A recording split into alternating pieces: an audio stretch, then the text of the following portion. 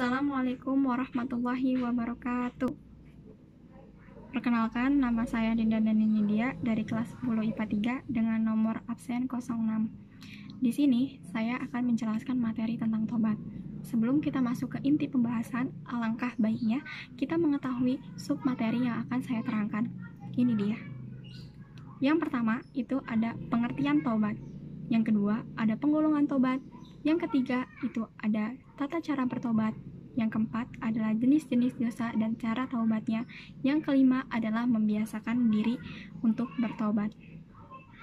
Yang pertama itu adalah pengertian tobat.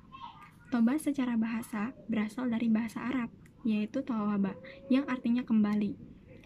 Dia kembali kepada Allah Subhanahu wa Ta'ala dengan melepaskan hati yang terus-menerus membuatnya melakukan dosa.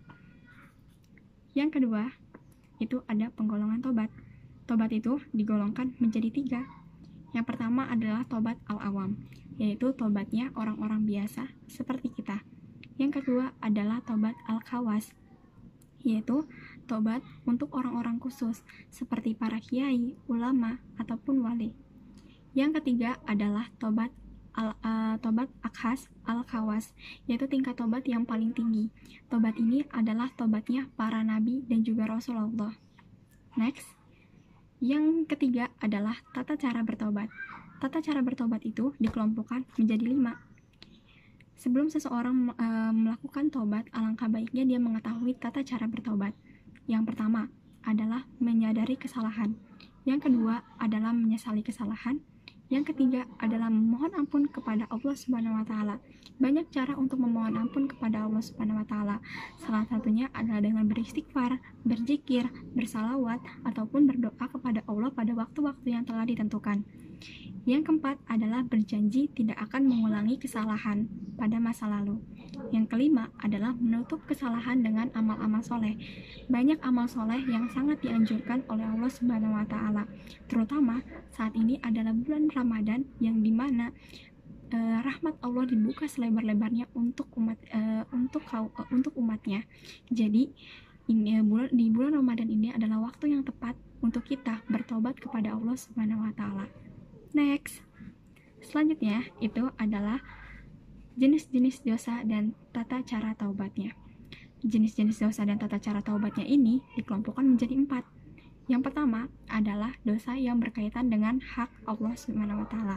Contohnya seperti berdusta, maka tata cara taubatnya adalah kita dengan memohon ampun kepada Allah Subhanahu wa Ta'ala. Yang kedua adalah dosa yang berkaitan dengan Allah dan wajib diganti. Contohnya seperti bulan puasa, terutama untuk para wanita yang haid pada bulan puasa ini wajib menggantinya dengan mengqadha puasa tersebut pada hari-hari lain di luar bulan puasa. Yang ketiga adalah dosa yang berkaitan dengan hak manusia dan tidak membutuhkan pengganti. Contohnya seperti mengumpat ataupun menggunjing. Maka hal yang kita lakukan adalah dengan memohon atau meminta maaf kepada orang yang kita gunjing dan kita caci tersebut. Kemudian memohon ampun juga kepada Allah Subhanahu wa Ta'ala. Yang keempat adalah dosa yang berkaitan dengan hak manusia. Yang terakhir ini, contohnya seperti kita mencuri harta seseorang atau merampas harta seseorang, maka hal yang kita lakukan adalah dengan mengembalikan harta tersebut kepada pemiliknya, kepada orang yang telah kita ambil hartanya. Kemudian kita memohon maaf kepada orang tersebut dan juga memohon ampun kepada Allah Subhanahu wa Ta'ala. Yang terakhir adalah membiasakan diri bertobat. Sesungguhnya Allah Subhanahu wa Ta'ala masih menerima taubat seseorang selama dia masih diberikan nafas, selama dia masih diberikan kehidupan, selama jantungnya masih berdetak, Allah Subhanahu wa Ta'ala masih menerima taubatnya.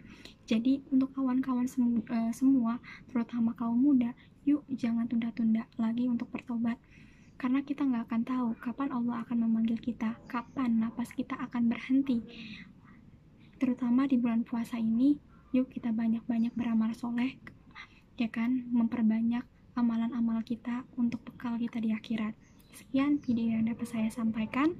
Semoga kita semua, terutama teman-teman dan guru-guru Matiga Tangerang khususnya, selalu diberikan kesehatan oleh Allah Subhanahu wa Ta'ala, dan semoga dijauhkan dari mara bahaya dan juga penyakit.